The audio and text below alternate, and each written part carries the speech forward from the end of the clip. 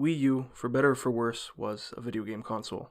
Unlike others before, it was founded entirely upon a gimmick. The console wasn't just a console, it was a console and a tablet.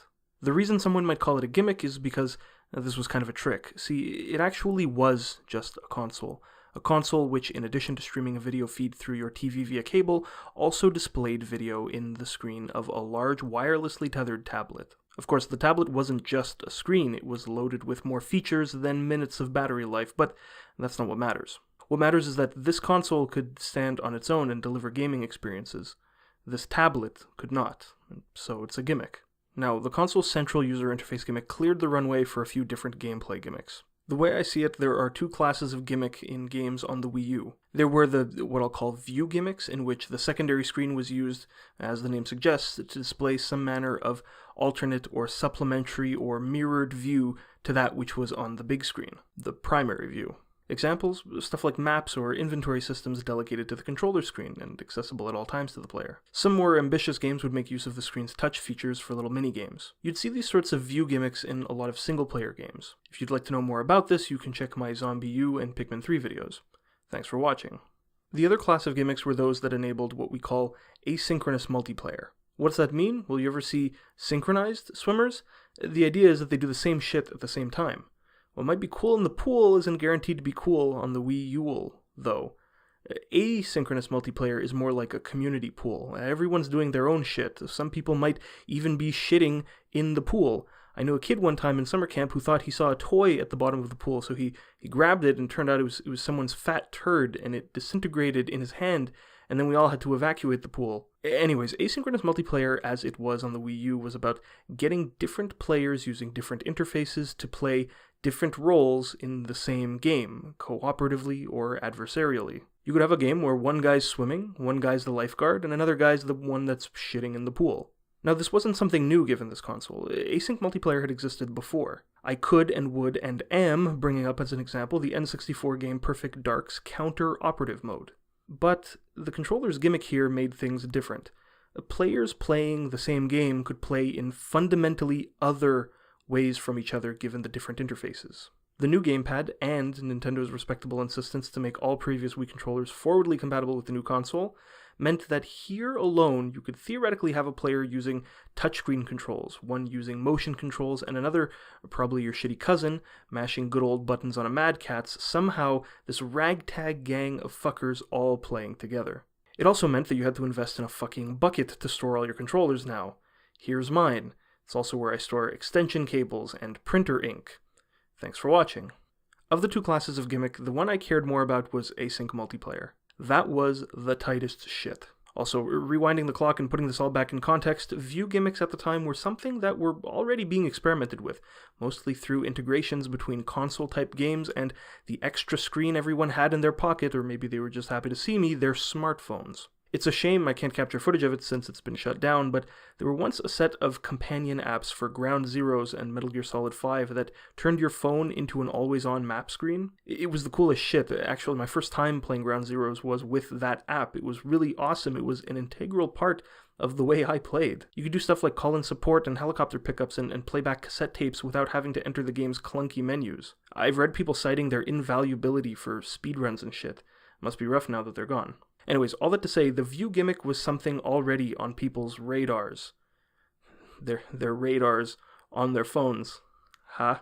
Anyways, in comes the Wii U, and in comes Nintendo Land, its launch title, and wouldn't you know it, out goes my Wii U for repairs because it was defective, and I had that bug where Nintendo Land would crash on the console startup. Really ace launch we've got here on this bad boy, eh? Nintendo Land was less a launch title and really more a demonstration of the console's concept. I know that sounds weird and like the same thing, but when you compare it to something like Wii Sports, it just doesn't really feel like a complete experience. So there were a handful of controller hardware-focused single-player minigames exposing things about the new controller like the touchscreen, the gyro, the fucking camera that makes you look so much like a moldy, pale piece of bread. You re-record all your gameplay footage with a hood on because of how self-conscious it makes you feel. Anyways, all of those are meh.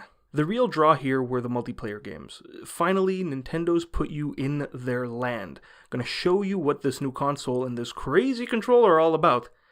And yeah, half the games are variations of folk games like tag and hide and seek.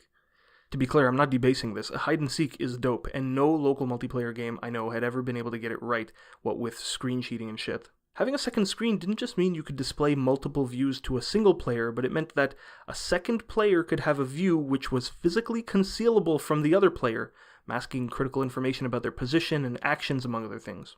This is the dopest shit, and games like those included here in Nintendo Land, in particular that Luigi's Mansion game, this stuff was fire.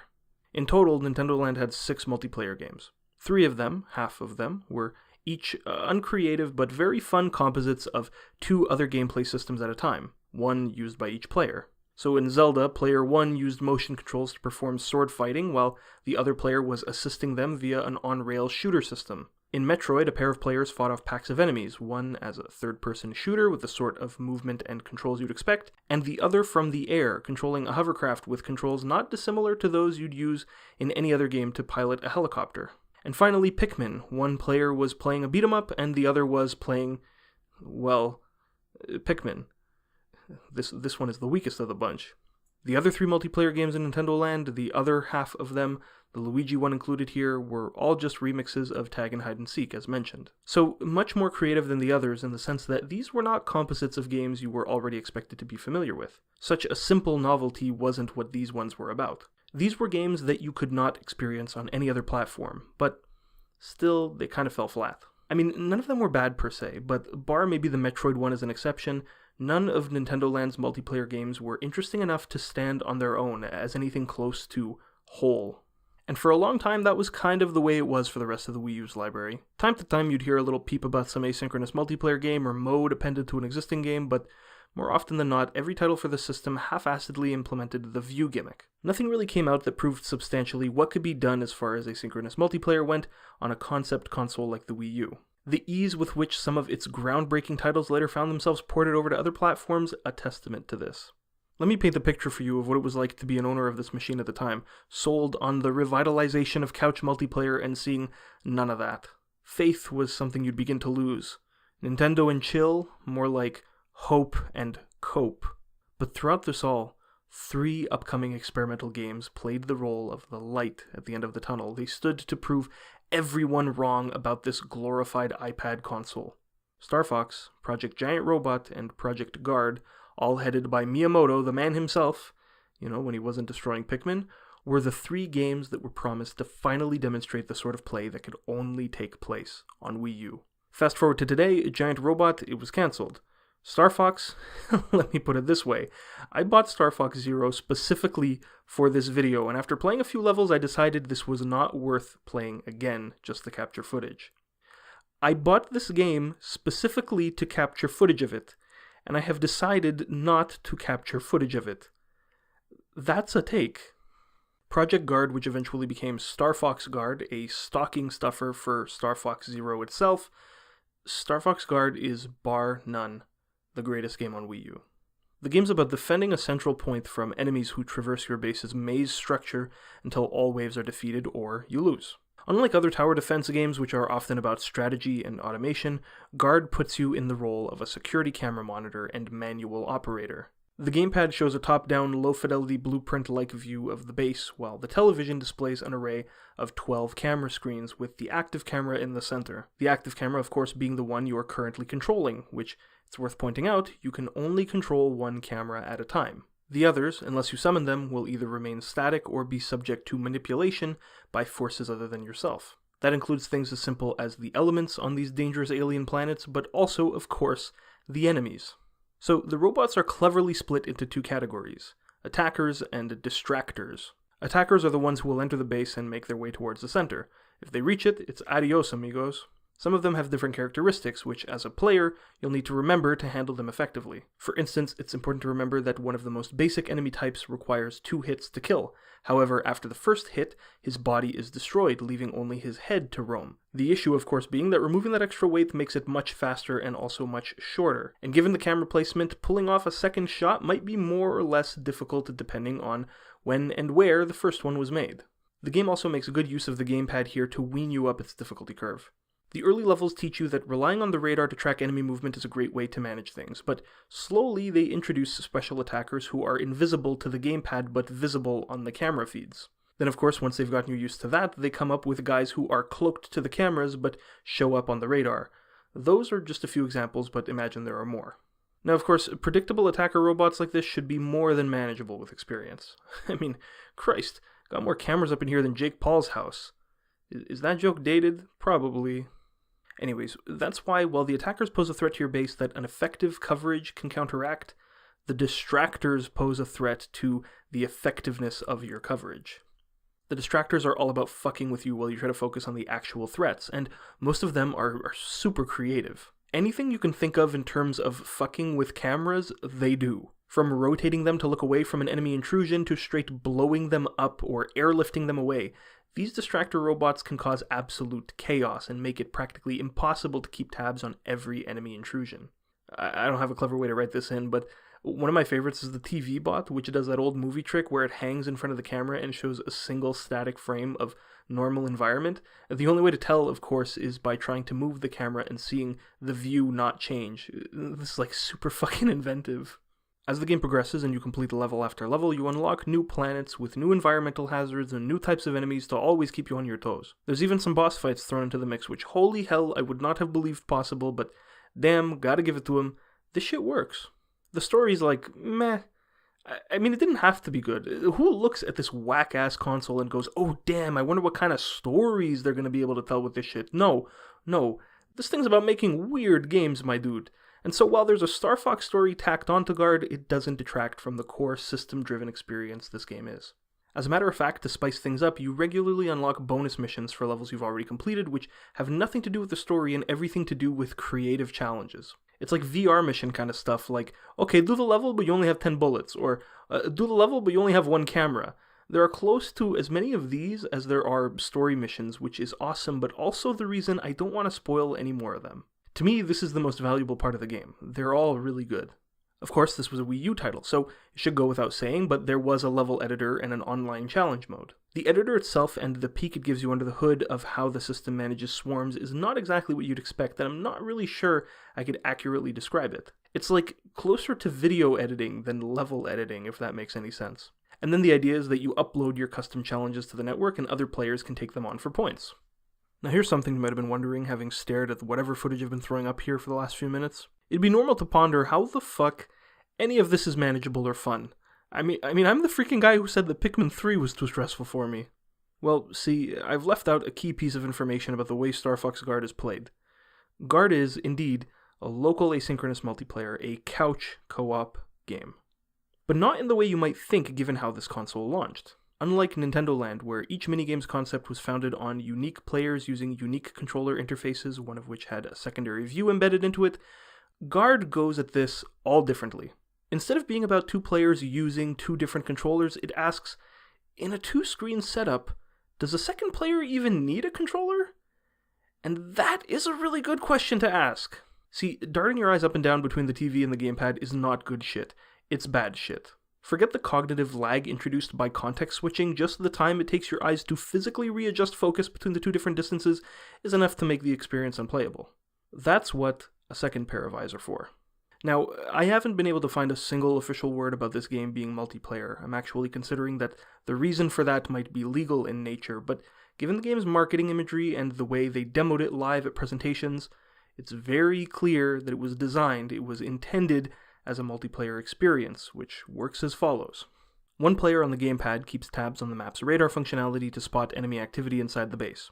At the same time, a second player keeps tabs too, watching the set of security feeds on the television.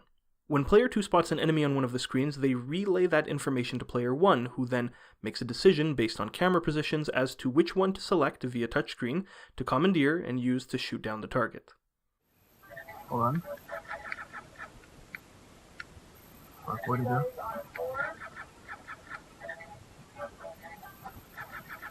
Fuck! Can't get this guy! Hold on.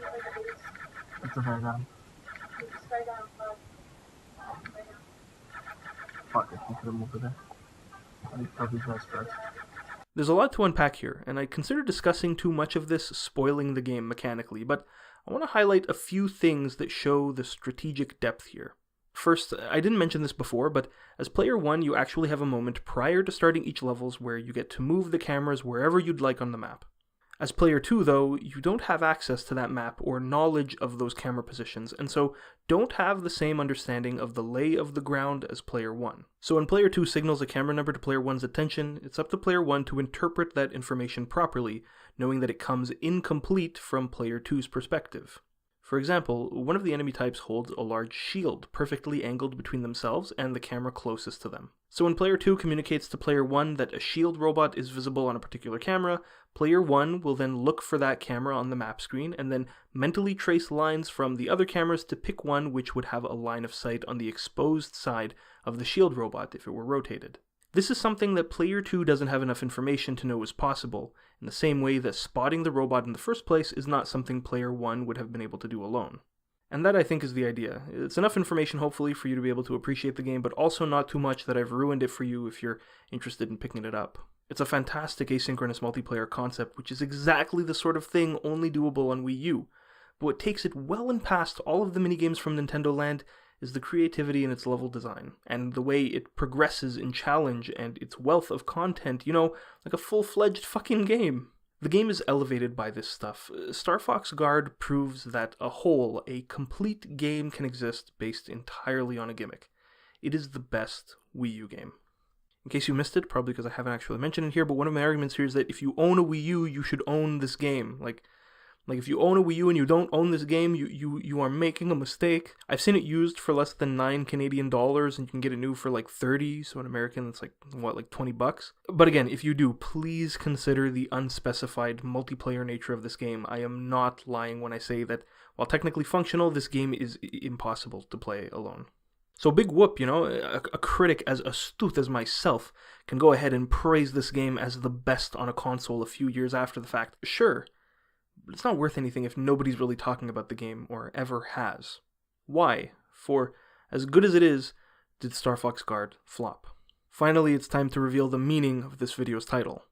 So I bought this game like almost a year ago when I was in Wisconsin waiting for the boys to show, walked into a used game shop next to a coffee place, and picked up literally the cheapest game, which was this. And I said to myself, maybe sometime I'll make a video called Star Fox Guard, Too Little Too Late. Because this game must have been a disaster for people to care as little about it as they do. But then I played it. And after everything we've discussed here, it should be clear that it wasn't too little. It was just too late. Its failure came from something external to itself. It failed for no reason having to do with it as a game. See, games are socio-technical systems, right? What's an easier way to say that? People make games. Which, side note, is also the name of a great YouTube channel you should check out. But also, sometimes the people who make games have a lot going on. They have a lot of conflicting or otherwise just different priorities, and they forget how they may have originally planned for things to fit together. A nice way to see how fucked things get is to lay out a timeline once it's all said and done. So, let's do that and see what we can learn. June of 2011, the Wii U is revealed, and it's a big fucking mess. Somehow, a single presentation alienates both casual and hardcore audiences, and half the people still think it's just a new controller for the Wii. November 2012, the Wii U is released, and nobody's buying it. Here's when stuff like Nintendo Land is hitting the streets, getting the sort of experiences promised by this console all up in a few people's taste buds. At E3 in June of 2014, well after the console's release now, suddenly Miyamoto's showing off his weird experiments. Here's where Project Guard and the other demos are first presented to the public, and they look pretty cool. Lots of promise in all of these.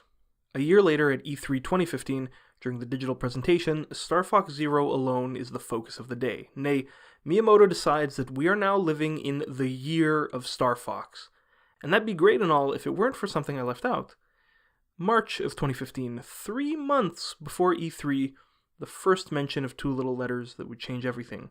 Nintendo's next console, codenamed the NX, is mentioned for the first time on this day during a press conference where they also talk about their move to smartphone gaming. Star Fox Zero's overwhelming presence during E3 is being overshadowed by media coverage and rumors and leaks about their next console that this game isn't for. You can call it the year of Star Fox all you want, but you've put your furry little mascot on a ship you admit is sinking. Ouch. Another year passes, and in the same month as the NX was announced in 2015, in 2016, Star Fox Guard itself is finally revealed to be the completed version of Project Guard. Details about how Guard will be bundled with Star Fox Zero are dropped too. Overall, it's kind of being passed off as a lesser experience, which is weird given how much better it is, but anyways. Finally, a month later, in April, Star Fox Zero and Star Fox Guard released together, 2 years after first being demoed, and 5 from the console being released. Miyamoto's cool experimental demo for the Wii U is finally out in people's hands, and it's a great time. But like some sort of cork coming off under pressure, their release makes way for a total washout. 1, 2, 3, 4, 5, 6 days after the release of Star Fox Guard for the Wii U, a game, need I remind you, which was one of Big Boy's first concepts for the console, boom, on April 27th, with no new details about it, Nintendo announces that whatever the NX is, it's releasing of March of the next year. In less than a fucking year. That's a deep fucking wound. Could use some salt though. Oh yeah, that new Zelda game for Wii U they've been working on? Yeah, that's not actually going to be a console exclusive anymore, it's going to be on the NX. And the rest is history. In October, they reveal the NX as the Switch, and finally in March, as announced, it's released, and everyone, mind Hamish, is playing Zelda on it instead of the Wii U. Cool timeline, eh? Here are some fun facts about it. Star Fox Guard released closer to the release of the Switch than to that of the Wii U. Again, this was one of the games Miyamoto himself was working on to show people what his company's new console could do. And it came out 5 years after it, and less than a year before the next machine. Forget the Wii U for a moment. Guard itself released further from its own reveal than it did from not just the reveal, but the release of the Switch. Why did Star Fox Guard flop? Why doesn't anyone talk about it? I mean, how could you expect anyone to? You need space, breathing room to generate hype, and mentioning a new console less than a year after demoing some experimental games for your last one is no way to treat them well. But again, people make games, and people have priorities, and so as soon as immediately after the launch of the Wii U, the priority was Switch. That's just how it was. The timeline of events surrounding key moments in Star Fox Guard's development lifecycle were really unfortunate for it, but it wasn't of high enough value. Being the best game on Wii U just wasn't as valuable as being the first game on Switch. That's just how shit flushes, man. It's super weird that one of their first experiments for the Wii U was one of its last first-party titles. So, am I saying that if it had released sooner, if, say, from launch, early Wii U adopters had a full wacky gimmick concept game like this to sink their teeth into, am I saying that that would have changed things? Kinda. I think that scenario would have given the console a much better chance, but a lot of the reason it was failing didn't have to do with its library. Its marketing was malfunctioning. It took too much effort to explain what the thing was. No single game could have corrected that. Here's Mom. We already have a Wii, Sweetiekins. Here's you. Wii U is a total upgrade. It wouldn't have helped make anything close to a dent on mainstream gaming. I think some families would have had some fun with it, and critics would have had more incentive to talk it up, free of discussion so soon of the next console. I think it would have convinced more people of the potential of fully asynchronous multiplayer games, but I don't think it would have saved the machine. Roses are red, violets are blue. Star Fox Guard was great, but too late for the Wii U. Thanks for watching.